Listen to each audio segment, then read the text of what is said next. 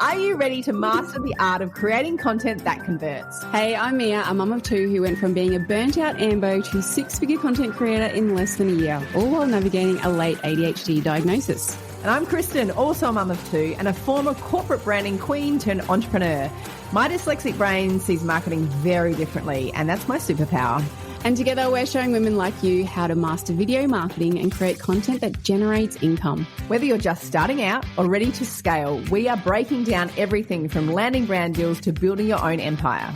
Welcome to I Am That Content Creator podcast, where we turn scroll-stopping content into serious income. No filters, no fluff. Just real strategies from two neurodivergent mums who get it. So let's turn your phone into a video marketing machine. And let's go! Let's go! Guys, be professional, guys. Let's go. Okay, there's our intro done. Let's do what we do best. Welcome to the I Am That Content Creator podcast. We're cutting through the noise to show exactly how to create scroll-stopping content, land premium brand deals, and build a thriving online business. No bullshit, just proven strategies to help you scale. I'm Kristen Werner. I'm joined here with Mia. How you doing? Hello, hello. I feel we like got there. We got there in the end, yes. What's going on this week? Oh, what's going on this week? This week we thought we'd dive into some practical things. A little hooky McHookster episode for you today. So why are people scrolling past your content? We're going to share with you why we think. And usually, you know, I'm sure you've all seen it. You've all gone, I want the hook prompts, all of that. Hooks are massive. Like, yeah. Getting the right hook is everything, and we've got some ideas and some examples for you. So actually understand it, because I think it's all well and good to talk about hooks, but then getting an actionable example is really what we'd like to do with you today, because I know from watching very quick reels and TikToks, they're fantastic. But at the same time, actually getting in and understanding what it means to create a good hook, I think, is important, because a lot of the viral content that you may see with a good hook, they say, oh, you know, the reason that you're still here is because of the hook, but you're still kind of like trying to unpack, well, wait, what do you mean? How did you do that? And it takes a lot of different, there's a bit of a formula, a bit of a little, if you're making a cake, imagine you're making a cake and you forget the eggs or you forget the self-raising flour, it's not going to raise. So we're going to give you a couple of actionable tips for hookaroonies. Hookaroonies, yeah. I think it's very easy, and I used to do this a lot too. I probably still do here and there. I'll jump on TikTok to create a video just off the drop of my hat, and I won't even think about the hook, and, you know, the video flops. So most of your thought before you post a video, and in your scripting as well, is that you've got to hook them in. Spend more time concentrating on the hook, because then if the hook doesn't work, the rest of the video, no one's going to see it anyway. So you may as well put more effort into that hook. Yeah, and so what does a good hook look like? There is visual hooks. So should we explain just a couple of visual hooks, what that actually means when it comes, and there's lots of different ways to do it. We'll just give you a couple of examples of what a visual hook can look like. Yeah. And when it comes to a social media video, you literally have 3 seconds, even less than that, because we're so time poor and so stimulated visually. So what could a visual hook look like, Mia? So you're thinking of social media as the visual platforms, right? It's all about what people see.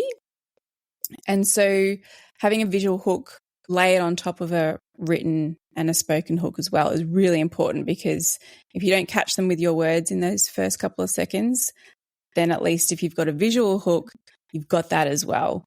And so visual hooks, it doesn't have to be crazy, fancy, big, bright colors.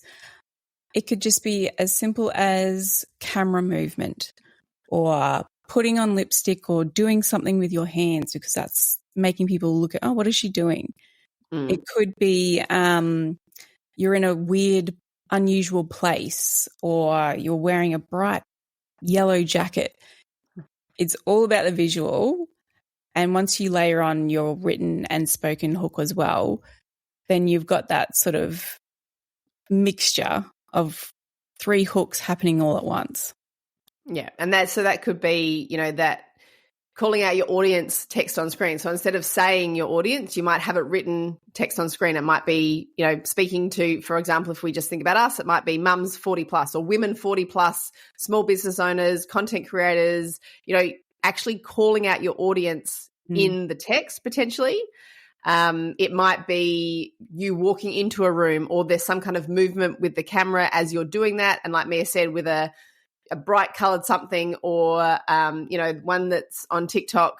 And I know we've done it, Mia, and ours is having something unusual. Like in one of our ads, Mia was pouring dishwashing liquid into a coffee cup. Just creating something that then somebody's like, hang on, what? Yeah. And I think there's a few comments of people saying that. And I one day had my little Rode mini mic on a spoon, and there was comments like, oh my God, I love the spoon thing. And I was like, I see. So it's catching people because you're doing something that's not normal to them. Yeah. That's all part of the process. Yeah. And when people are scrolling on social media, if you can catch their eye, they'll stop. And then with the text on screen and calling out who your video is for is really, really important, because if they can't relate to that video and understand that it is for them in those first 3 seconds, you're going to miss them. Yeah. We scroll really quickly and you hear the first couple of words. Do I want to listen to that? Does that resonate with me? Do I want to watch this? That decision-making process is so quick. So and I think, sorry, go. I was just saying, so calling out who this video is for works really well. Yeah. And if you think of your hook as an invitation, you're sending out an invitation to invite somebody into your content.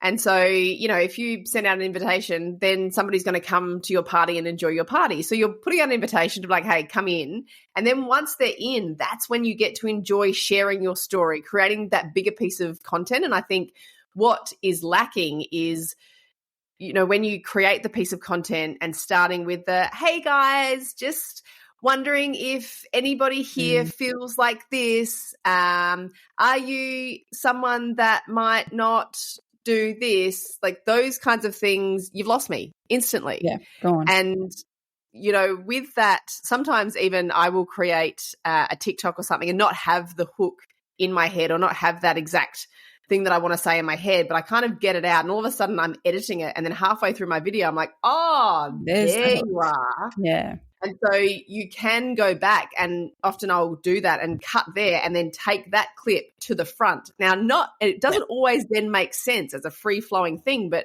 what you do then is you're also creating a space where somebody comes in partway through your conversation and they're like, what hang on, that didn't make sense. Yeah. And that's another way to hook people in is to kind of disrupt the thought pattern and not give them a start to finish story, but give them a highlight, and then you can go into your story. It's like they're walking into the room mid-conversation, like, oh, what are you talking about?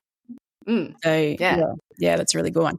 And, what you can do, if you had a video that you put a lot of effort into and you're really proud of it and it was really, really valuable, and you posted it and it flopped, try it again.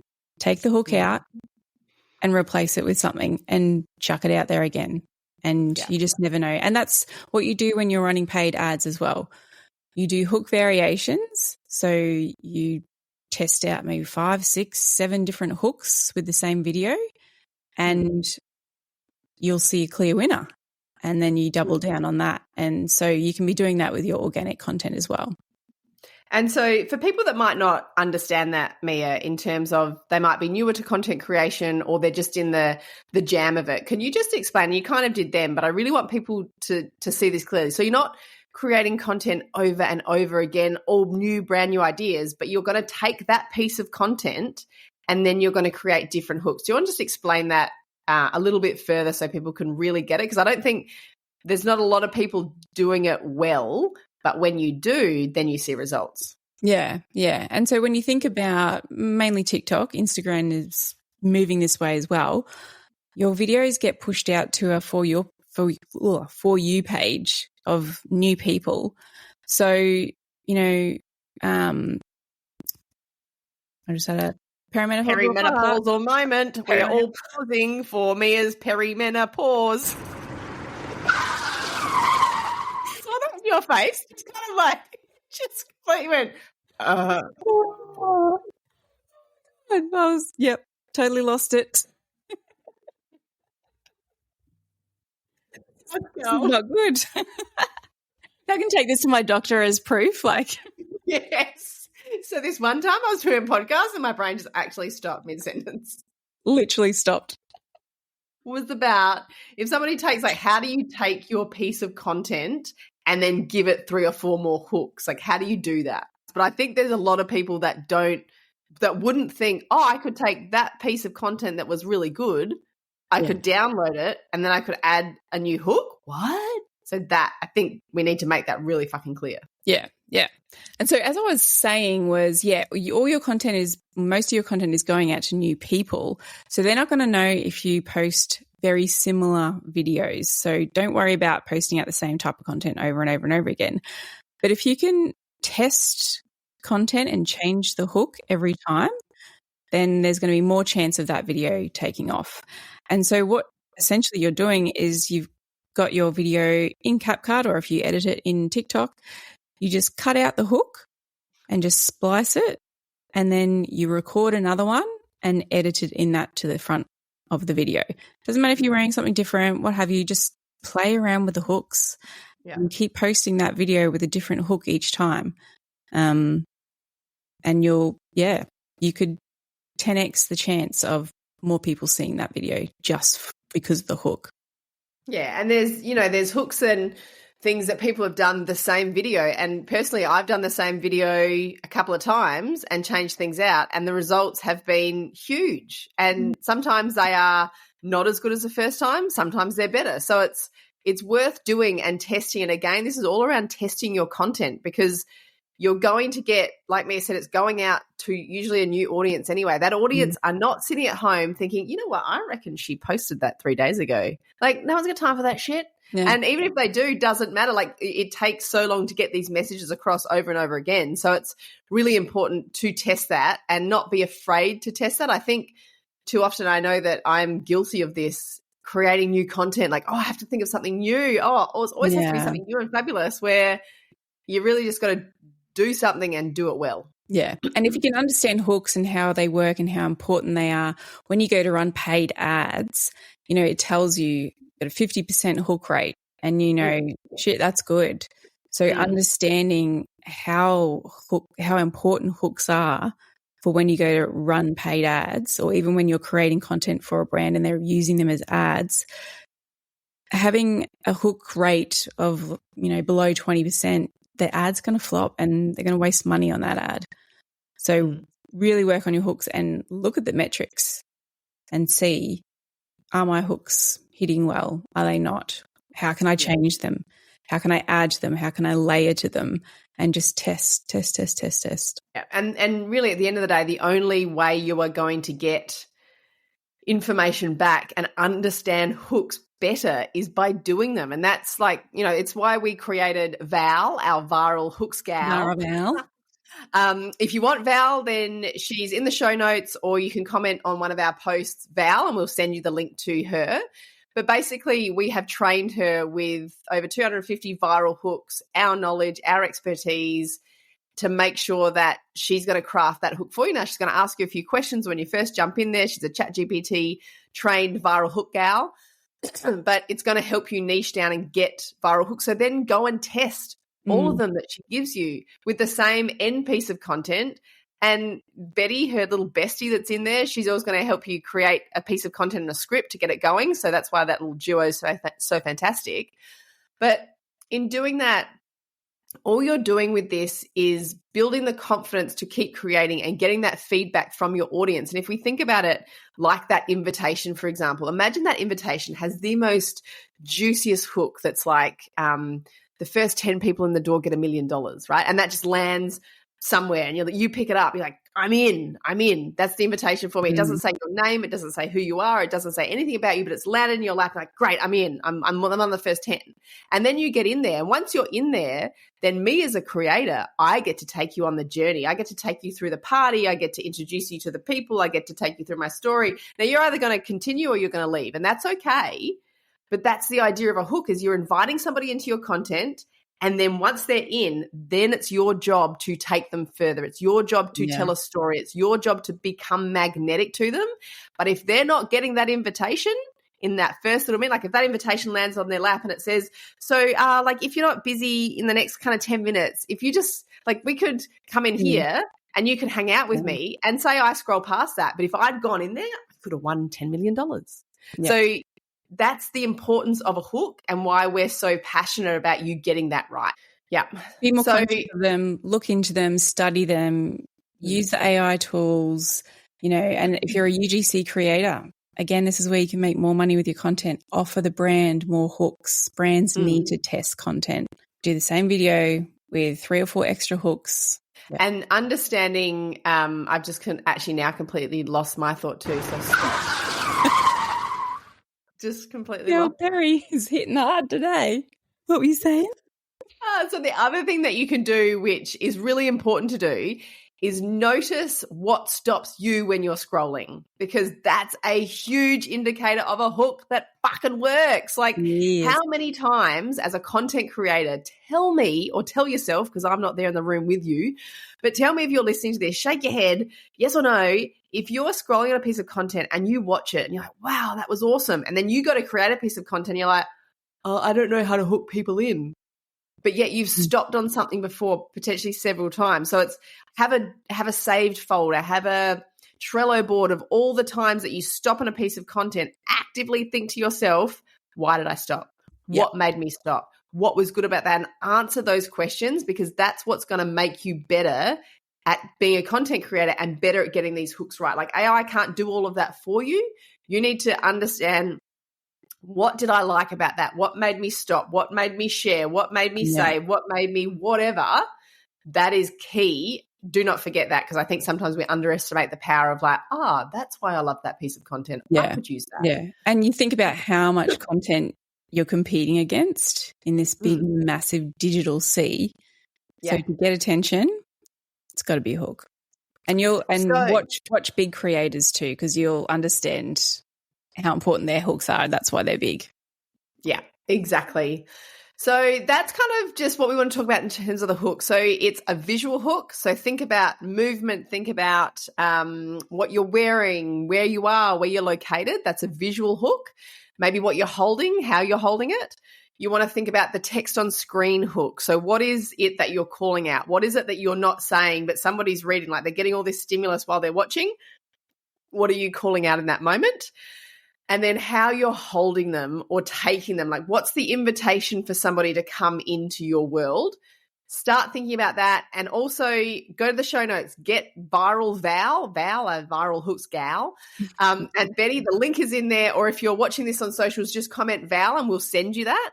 But that's probably the most important things to get your hooks right and test.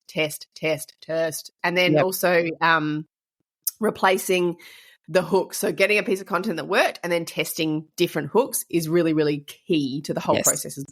And no more starting your videos with, hey guys. Just, no. Cut out as much airtime as you can. Make it short, make it sharp, make it crisp, make it clear. That could be a song.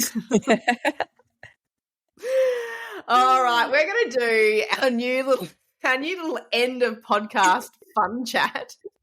Hope you enjoyed last week's. Yeah, I know. Part of us is like a bit nervous to put that one out there, but like, this is us. So if you don't like us, sorry, that's how we roll. Sorry. So, would you rather? Let's jump into this week's Would You Rather. So these Would You Rathers will probably let you into how Mia and I think, our sense of humour. So apologies if you don't like it, but you know what? We hope you do. And if you've got any good Would You Rathers, like hit us up in the DMs, share them with us, because we want to share them with you guys, because we're getting some giggles out of it. If you're not, also let us know that and we can cut this section out, but we get giggles. So. Sorry. Very sorry. Right now, Mia, would you rather make out with a goat but nobody knows, no one knows, or would you rather not make out with a goat but everybody thinks you made out with a goat and talks about it?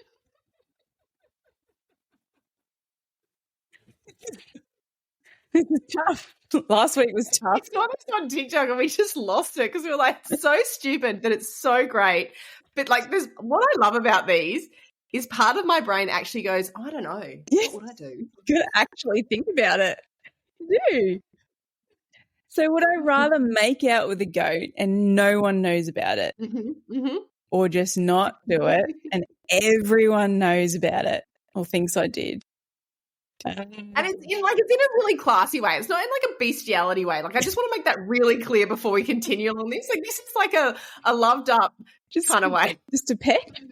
Yes. Well, if it's just a peck, I'd probably kiss the goat, to be honest. I'd kiss the goat. I think I would too. Like, I mean, there's something about goats too that I'm like, they're so quirky and they're so weird that I love them for being that rogue. And the teeth, and their eyes. Yeah, I'd give the goat a little kiss. I think I would do. It would be better than people talking about it and you didn't do it. And like they're talking about it for life and you're like, no, like that's not my jam. Oh, guys, we can't help ourselves, and we're sorry. If you hate this segment, then just let us know. But if you're kind of like, this is weird and these guys are rogue, I'm here for it, then let us know your would you rather, and we'll share it with the world. All right, guys. See you next week. Shit podcast. There's so many good ones too.